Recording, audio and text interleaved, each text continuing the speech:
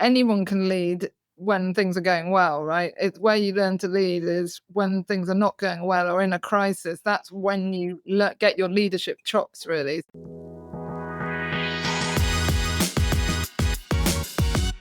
Welcome back to 40-Minute Mentor, the podcast on a mission to raise aspirations and inspire the next generation of category-defining founders, all in just 40 minutes. Today, we're joined by Claire Davenport, a seasoned leader in the European tech scene. Claire started her career in investment banking at Goldman Sachs and J.P. before holding leadership roles at some of the best-known tech brands in the world, including as chief of staff at Skype and holding CEO roles at VoucherCodes, HelloFresh, and Not on the High Street. Fast forward to today, and Claire is a prominent figure in the tech world as a non-exec director, an angel investor, and COO at Multiverse. She's also a staunch advocate for women leaders, having founded WITSEND, a network supporting women in senior executive roles. I'm really honored to have Claire join us on the podcast and share her brilliant mentorship with you all today. So Claire, a big warm welcome to 40-Minute Mentor. How are you? Very well, thank you. Thanks for having me on. Oh, the pleasure is all mine. Thank you so much for joining us. We're going to warm you up with a few quickfire questions as we always do on the podcast. So if you don't mind, please can you finish the following sentences after me? Question 1. The moment that defined my career was... My boyfriend at university said he didn't think I could get into investment banking, implying that this was because I didn't have the right background. That is not the right thing to say, and you certainly proved him wrong. Okay, interesting. What was the background that he felt wasn't right for investment banking? I've got to say he was a great guy, but I said, look, he'd got a job offer. He was a couple of years ahead of me, and he'd got a job offer after his summer internship for a full-time job, and he was running around college being very excited about this job offer. And I said, anybody could be an investment banker. I could do it. And he said, I don't think so. And that was like, it was like a red rag to a bull. I thought, I've not worked this hard to get into university to then be told that another door is shut to me because of my background or whatever. So that was kind of the beginning of that. And I ended up only applying to the banks that had rejected him. And that's how I ended up at Goldman. Oh, fantastic. That's the way to do it. Love it. Great way to choose a career despite your ex-boyfriend. So. I love that though. It's so funny. When I was starting my recruitment career at Michael Page, I got told very early on that I was terrible at business development. And then fast forward 3 years, I started JBM. And I guess that 13 years on, I can't be that bad at business development. So I've always used things like that to really stoke the fires within and prove people wrong. So I'm absolutely here for it. Second question, the biggest lesson I've learned about leadership is? You have to live up to a leadership role. I think you have to go in every day ready to lead. Yeah, I love that. I love it. It's so true. And it's something that I think a lot of founders, maybe they have a great idea and they start a business, but then not always experienced leaders. And it's something that often comes with experience and actually sometimes learning from people around you. So have you found in the earlier parts of your career, did you find there are certain leaders that really kind of led by example that you really learned from or really inspired by? Or was that something, do you think, innate within you, that leadership quality? I definitely don't think that leadership is innate. I definitely think it can be a learned skill. I think there were a lot of leaders that I have learned from over time. And some of them I've learned, yes, I want to be more like that. Some of them I've really looked up to. And some I've thought, okay, I like that bit of what you do, but I wouldn't do, like, that doesn't sit very well with me. So I think you kind of see things that you could try emphasize and would work and things that wouldn't, and things that you like about what people do or what you find inspiring and things that you don't. For me, the thing that I really remember was when I was running VoucherCodes. The office was on the 6th floor of the ITV building. And every day, and I had little kids at home, and often it was raining, and I had to make my way across town from Paddington from my commute and so on. And I remember I'd get to the 6th floor in the lift, and I'd go then to walk into the front doors of VoucherCodes, and every day just putting my shoulders back, putting my chin up and going in ready, right, going to lead this company today. And sort of walking through the doors, ready to kind of bring some energy, say hello to some people, that kind of thing. And I think it was that feeling really, like you notice yourself when you're working for different leaders that you're looking to them for whatever it is, that energy or kind of how they're feeling about things and so on. And so you kind of owe it to people, I think, in those leadership roles to bring that, and so that when they are looking at you, then they're taking something away from it.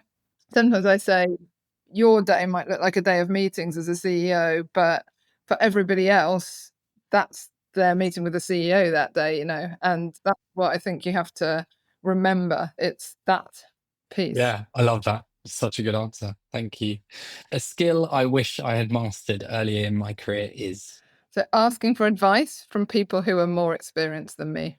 I came to that too late. Now that I'm old, I see things that I could add to people if they were in their 20s or their 30s. If I could change one thing about how companies build teams, it would be. Spending time talking about what's working and what's not working within the team and its dynamic, not just on the sort of the order of the day and the business decisions. Thank you very much. Well, we've warmed you up nicely there, Claire. I'm going to dive into your fantastic career and hear all your mentorship. But before we get to that, I always like to start at the beginning. So would love to learn a bit more about your earlier life and upbringing and sort of how that set you up, I guess, for the person and leader you are today. Can you tell us a bit more about that and maybe your early career aspirations? Sure. So I grew up in a small town in the Midlands, went to a comprehensive school. My parents were teachers. My dad taught me history, actually, at my school.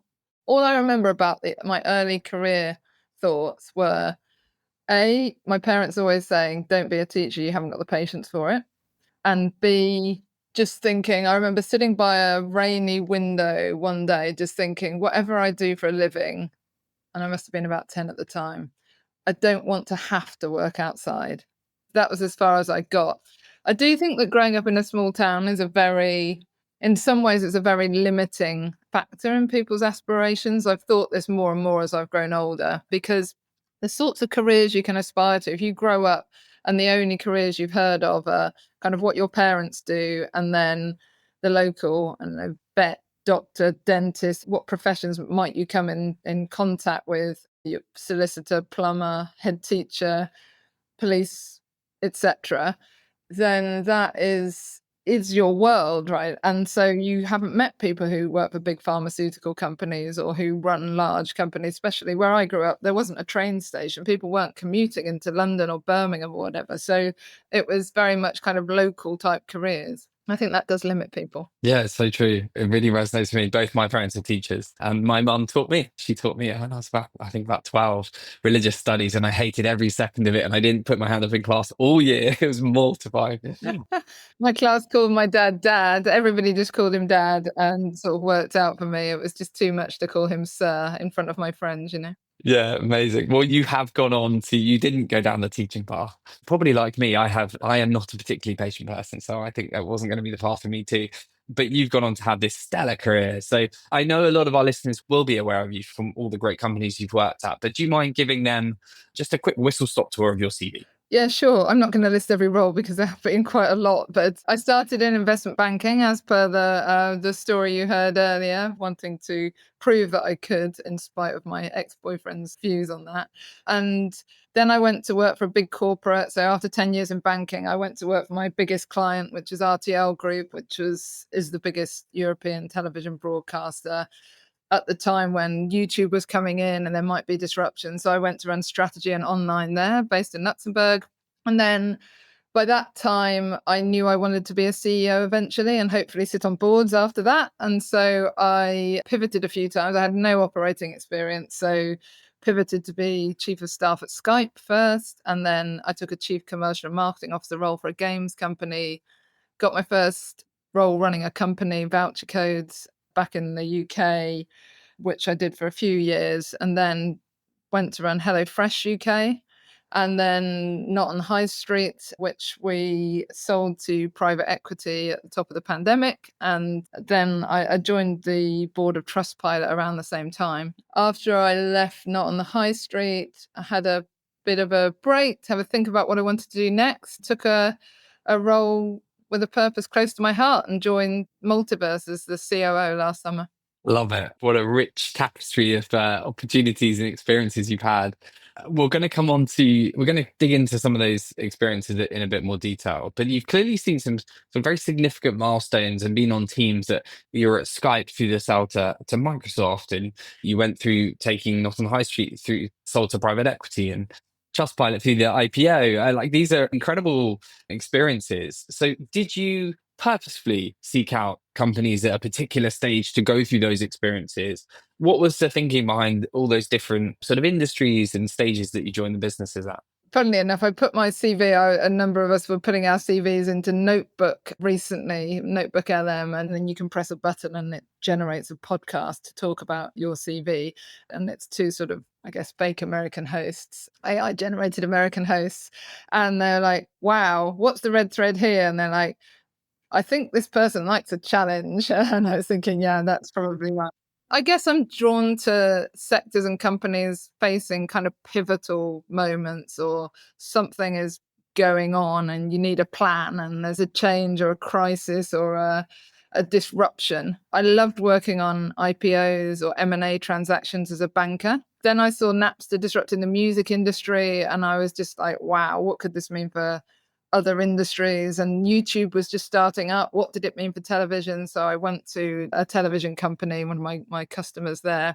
Skype was disrupting international telephony with video calling. And if it hasn't been a sector undergoing disruption, I've usually gone to companies where they need an act two or they need a new strategy.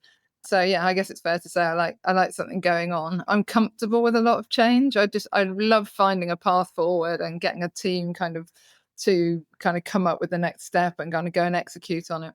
Yeah, it's definitely seems to be a thread of a lot of our guests is sort of that up for a challenge, sort of seeing the future, really leaning into those challenges and then getting excited about going on those really gnarly journeys. And clearly you've done that multiple times. And if you've got a lot of founders as among your listener group, obviously that is exactly what they do, seeing that opportunity or that pain point that they can go and solve. I've never been an entrepreneurial type, so I tend to go in alongside a founder or after a founder or for the next stage as it kind of scales. Yeah, it's interesting because given all your experience, was there ever a time where you thought, oh, I'm going to found something myself? Or do you just prefer sort of taking over from those founders and taking businesses sort of to the next scale or solving a really difficult problem for them? I've never had a good idea, honestly. I've never had an idea that was good enough to invest my career in, I guess I would say. I think I recognize a good idea when I hear it or see it. And although my angel investments haven't always proved that to be true, but I think that's where I've invested my career in. Like once it's got to a certain level, 100, 200 people, 500 people, like what's the next stage of scale? How do we make it? How can we get it to take the next step and really scale it up? So I'm much more interested in that piece after the initial build is done, I think.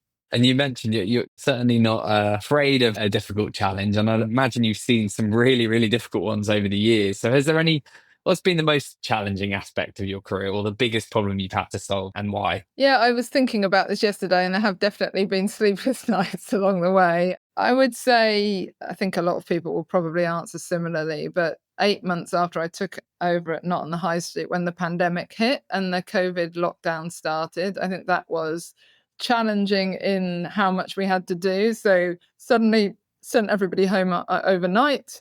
We had 5,000 plus small businesses, which can range from a couple of people up to dozens, who needed HR advice, who needed legal advice, who needed moral support, who needed to know what was going to happen with their business. So they were needing a lot of support. And our numbers then took off. Everybody at home was suddenly not commuting, had a bit more cash on their hands, took the opportunity to do up their house, send each other gifts, buy a fire pit for the garden. So Not on the High Street's revenue really started growing and then helping all of these businesses coping while everybody was at home. And at the same time, we hit the button on a sale process to find new investors. And in February 21, so about 8-10 months later, we sold the business to private equity at that point. So all that was going on from home. I had 2 teenagers being homeschooled. So lots of decisions, lots of things going on, decisions needing making quickly. But the team really pulled together and we did have the best year ever for Not on the High Street at the time, for Wow. all of the small businesses. It was great to see people getting their gifts and, bringing joy to lots of customers and so on, and obviously getting new investors for the company. So it was, it turned out okay, but it was just a lot. Yeah, so many unknowns and It was actually an amazing time, terrifying, of course, and there's so many awful things about that period. But there was also incredible entrepreneurialism and creativity and exceptional leadership shown in that time. And I think it's something that a lot of the founders that have come on this podcast to talk to you how they navigated it. I think it brought the best out of a lot of people as well. If you can overcome that, you can probably overcome anything, and it's certainly something that I look back on. I wouldn't say fondly, but I certainly learned a lot from the Yeah, experience. there's a lot of community spirit, a lot of people trying to help each other out. And then I think just, I say to people, anyone can lead when things are going well, right? It's where you learn to lead is when things are not going well or in a crisis. That's when you get your leadership chops, really. So there's definitely those things come to the fore. I'd love to come on and talk about being a CEO because you're a seasoned CEO. You've seen different experiences, and I know will be a very aspirational career to a lot of people listening to this. So, when you think back to that first CEO gig, how did you find that transition? And what were some of the skills that you really needed to upskill on? Because you mentioned earlier that you knew you wanted to become a CEO and therefore were probably optimizing to get to that point. So, I'd love to hear a bit about that transition and what you had to upskill on to get to that point where you were comfortable stepping into that role. So I get asked this question quite a lot because I've been doing these walk and talks, I call them, for a few times a week for the last 6 or 7 years, where I have a slot booked to do a kind of career chat or a mentoring chat after work on a Monday, Wednesday, Friday. This is one of the topics that comes up a lot alongside how do I get my first board role. And what I tend to say to people is broaden out your skill set. So it's quite hard to give you a CEO role if you've just done marketing or you've just done tech. You need to try and take on kind of cross-functional projects or initiatives to show you can kind of have that overall view and stitch it all together. Secondly, you probably need to have delivered numbers at some point. A lot of headhunters told me this, when I was trying to pick up operational experience. You need to have run, ideally, a commercial team. It doesn't always happen to be that, but it's hard to give a job to somebody who hasn't at some point run a team and driven that team to deliver some numbers or outperform some numbers. So showing that you can do that is really important. Build your connection to a headhunter network. So try to be, even if you're not interested in the role, if it's a good role, try to be helpful when they call. Try to make sure that you recommend people that headhunters know what you're looking for. Try and get some exposure to a board at some point. So you could be an observer, you could get invited to a few board meetings, something that allows you to see kind of how boards function, because that's who you'll be reporting to as a CEO and who you'll be interviewed by. And then look for a mentor or a sponsor who can give you honest feedback and perhaps the confidence that you're ready to take on that bigger role. Someone who mentions your name in rooms. They always say that's what needs to happen is your name needs to be said in the room that you're not in, and then build this community of peers so that they can give you moral support or they can share opportunities or whatever it is. So they're the things that I tend to recommend to people thinking about how to work towards a CEO role. Love that answer. And there's so many things there. Well, I agree with all of it, but I think it's really nice to hear the headhunter point because I think there are always going to be not the best examples in our industry. And it's not always had the greatest rep, but my personal opinion, there are amazing headhunters out there who really want to build a long-term relationship, really want to invest time in getting to know you and your career and your motivations and really be there for the long run. And that's exactly the mantra of JBM. And so I always find it a real shame when you see candidates being very transactional and sort of not willing to invest time in actually building that connection. Because I think the ones that do, I am forever keeping them in mind, not just the time they're active in the market, but I will always be thinking of them when I'm pitching for new searches, when I'm just out and about. And you can just be there all the time. And it's very similar to paying it forward. I'll always go above and beyond to chat to anybody at any time if they need my advice. And it's sort of a really nice two-way relationship. Yeah, certainly some of my headhunter relationships have been very pivotal in my career. I love to recommend people for roles. I love to hear from people. Oh, I got a call from a headhunter. Thanks for putting my name forward, because it just goes to show that you feel good about people and you can recommend them and so on. And often they do end up getting experience from that or actually getting the role. And sometimes, you're being put forward for a role yourself as a kind of left field candidate. And some people don't want to do that, but really it's good experience and it's helpful for the headhunter. It's helpful for you. Those relationships, they sort of become friends over time, I think. And I would definitely say if there are people listening to this that haven't had the best experience of working with headhunters, that there are great ones out there. And once you have that connection, really lean into that and really build that relationship. It's well worth it. You joined Multiverse as COO in the summer of 24. We've had the co-founder and CEO Ewan on the podcast twice, actually, and his co-founder Sophie. So I'm sure lots of our listeners will know the story of Multiverse and have seen the incredible scale it's been on. What made the job stand out to you? And I'd be particularly interested in why you chose to go for a COO role after years in the top job. Well, hopefully it's become apparent by now, but like I really like being around disruption and I really care about sort of leveling the playing field and making sure that, opportunities are equally spread. I think Multiverse really does both of those things. So I met Ewan years ago and he also believes in equality of opportunity. And so we had a lot of values in common. I always thought he had like big plans and systemic level plans. And I always thought we might end up working together. And then the stars sort of aligned really for me to join Multiverse last summer and come in and work with you and to kind of effectively sort of scale the company and make full use of the opportunity. So it was really that. It's like the AI is changing the world. This disruption's so big and Multiverse is really at the heart of that. And in terms of like up leveling people with the right skill sets to be successful with the bar basically reset because of AI, that is just too good an opportunity to not be a part of. And, we're doing that probably more scale than other people than anyone else through these apprenticeships and so on. So it just, I don't know, it just really brings everything that I care about together. Yeah, I love it. I'm a huge believer in what you're building, and you and his fantastic founder. It's just such an exciting challenge. I'm not surprised you decided to go for it. We know that every COO role is very different, so we'd love to know what sort of shape yours takes and your experience, sort of what it is that really makes a strong COO. Because we have a lot of, I mean, JBM, I guess one of the areas of specialism is placing COOs. We have a lot of aspiring COOs that listen to this podcast. So I'd love your take on that and a bit more insight into the role as it is today. Yeah, I mean, COOs, as you know, can take a huge amount of different forms. And I would split them into kind of two buckets, if you like. There's the COOs of companies, which are very operationally heavy. So HelloFresh is a good example of that, where there are hundreds of thousands of food boxes going out and ingredients coming in that need to be put together. And that's quite different from a COO role in a kind of digital only company. So they can be quite different, the titles. If you're in a more digital company, I think it's really dependent on the CEO and their skill set, what they're good at, and then what you need to complement that, and where the company is at the time and the role needs playing. So perhaps I would say, and I'm still trying to figure this out myself, right, what's a great COO look like? But I think you need to be able to adapt.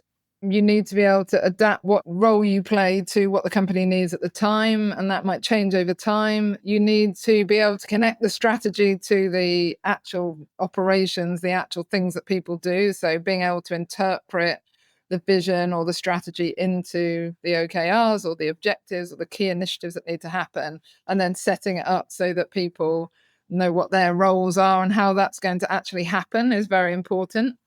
And just I guess the combination of being able to go from the high level structured thought to the detail and the actual sort of happenings on the ground when it's needed is important. So it's kind of a nice all round role, really.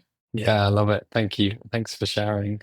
We need to come on to talk a bit about your non-exec career as well, because you clearly set out early that you wanted to get into those sorts of board roles. And I know you do a lot of mentoring for people looking to become them. It's often a question we get asked about as well. So I'd love to know, firstly, sort of why that appealed and how you originally found that adjustment from sort of the kind of full-time executive role. And then all of a sudden on the other side of the fence, you're playing a non-exec position. They are very different. So how did you find that experience? And what are your advice for other people listening to this that want to become non-execs? I mean, I think having a non-exec role is unbelievably good for people in exec roles. I mean, it's a lot of work. You can probably only fit one alongside an exec role, but it does give you a totally different perspective. And I really recommend it. I had wanted to be a nerd ever since I got to luckily go to some board meetings at companies when I was a banker, and I was just like, wow, this is where the decisions are really happening. This is where the power is, if you like.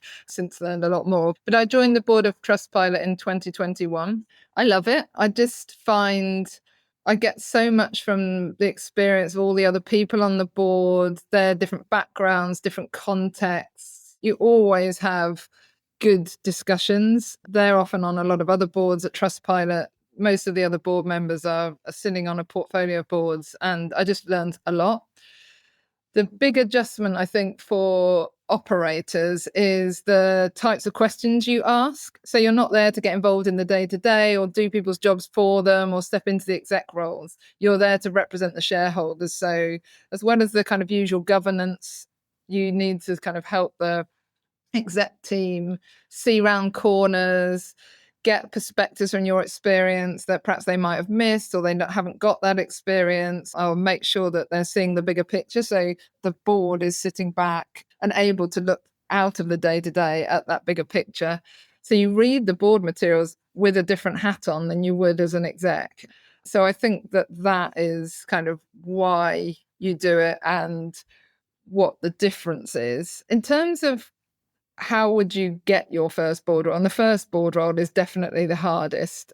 I get asked this a lot on my walk and talks. And I'd say at WITSEND, it's one of the ongoing conversations that we have a couple of times a year at least, is firstly, throughout your career, collect skill sets. It's good to be an expert in marketing or tech or international expansion, but you do need to be able to think from a whole company perspective. You might be on a board for 5, 6, 9, 10 years.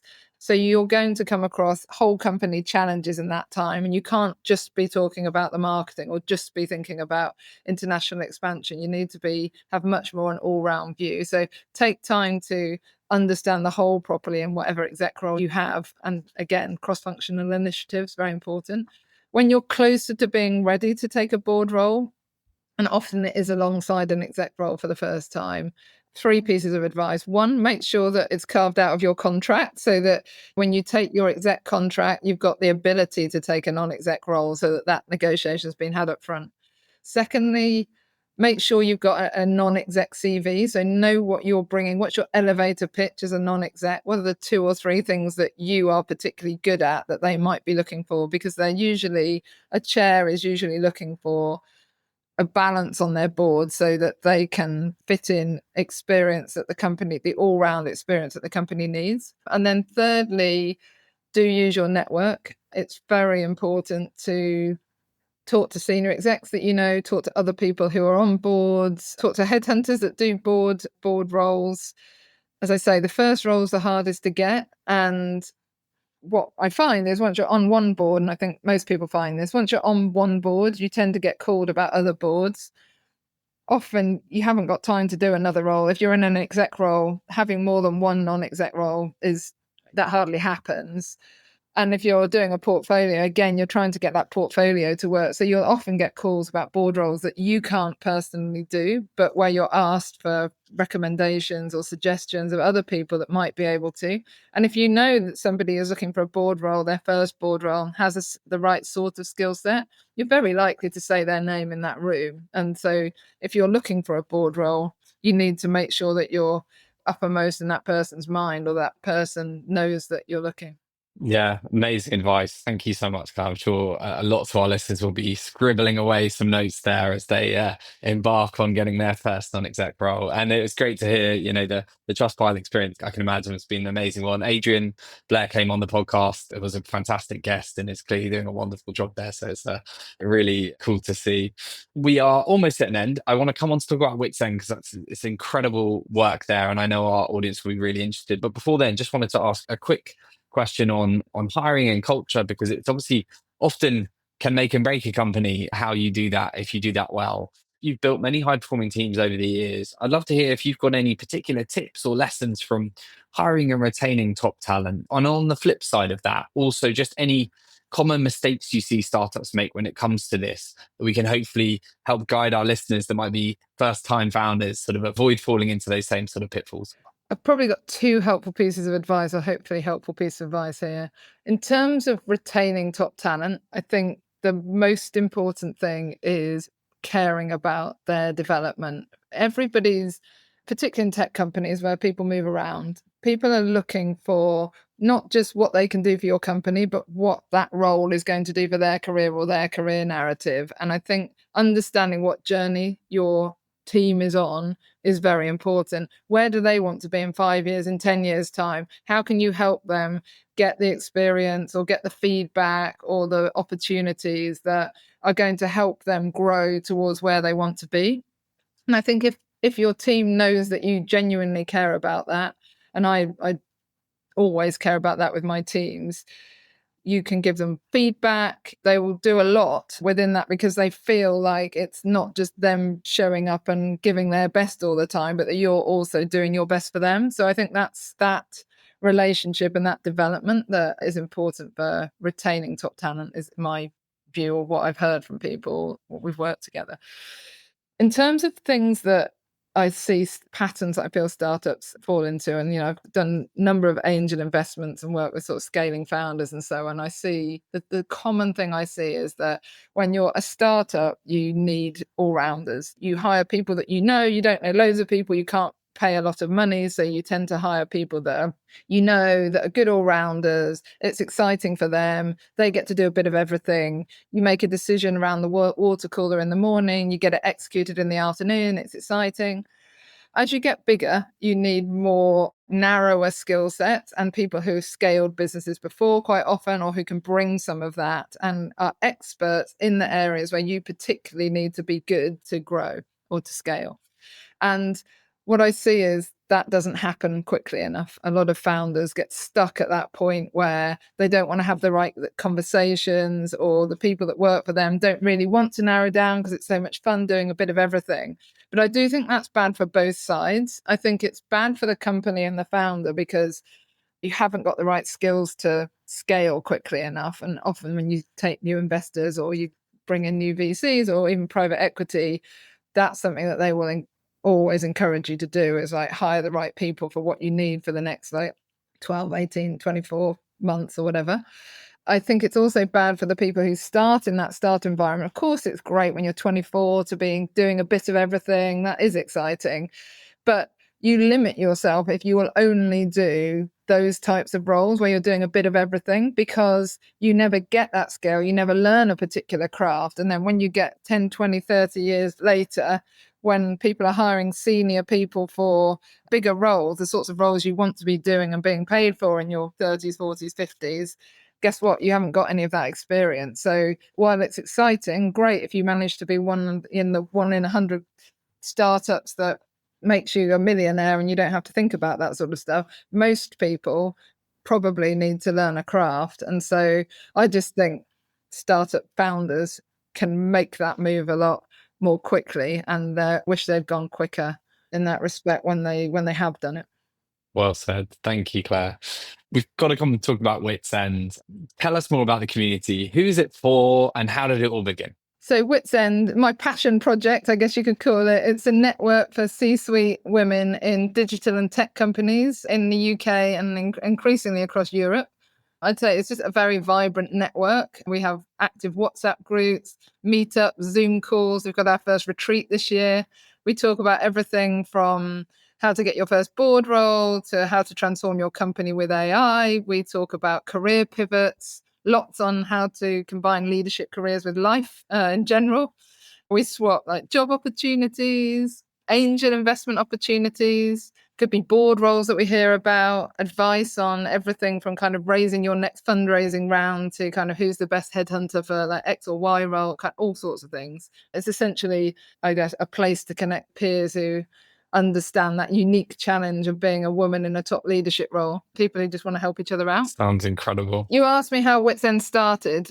So originally I started it with 8 other women CEOs who I'd met through various routes, headhunter dinners, ex-clients of mine and so on. And originally I wanted to get more women leaders out there on panels, sort of being role models for younger people, thinking about just so they could see, yes, you can, have a family and a career and be in leadership, and there are ways to do it. Over time, the WhatsApp group, the 9 of us, the original 9, was just made so much difference to my life. You could get advice on the end of a phone in minutes about any kind of leadership challenge. It was like, it just made leadership a lot less lonely, a lot more fun. And after a couple of years, we were like, wow, everybody needs this. This is so valuable. And it snowballed from there, really. And today we're about 250 C-suite leaders from mostly Series B companies up to kind of FTSE. There's some founders. When they get to about 100 people in their company, they have similar sorts of challenges. So some founders, some check writing VCs and PEs, some professors of AI or economics or kind of relevant topics.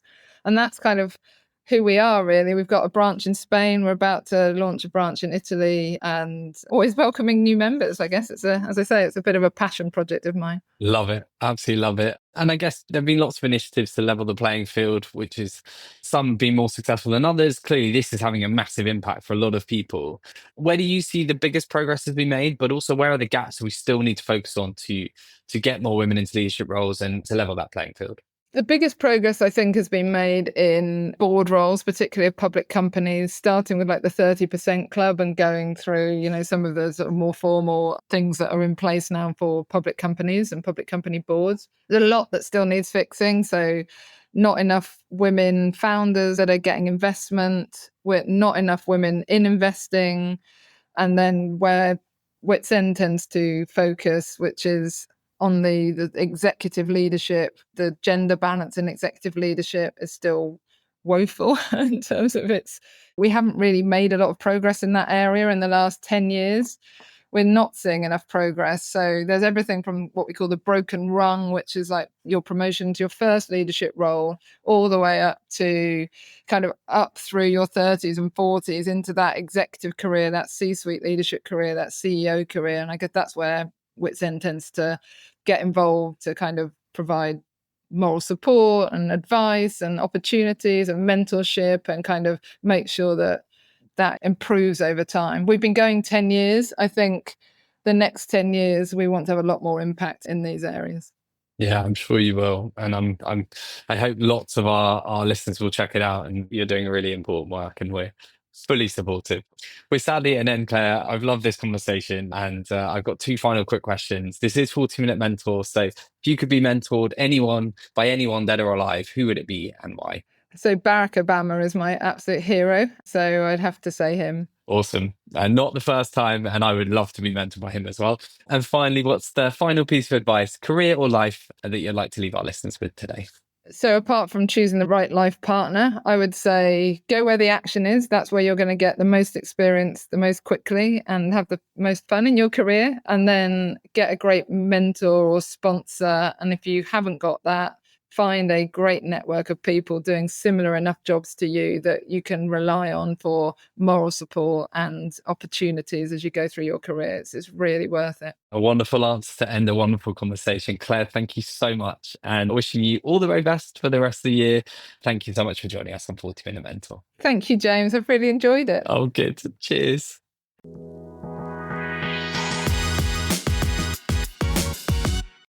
Thank you so much for tuning into today's episode. I really hope that you found it useful and inspiring.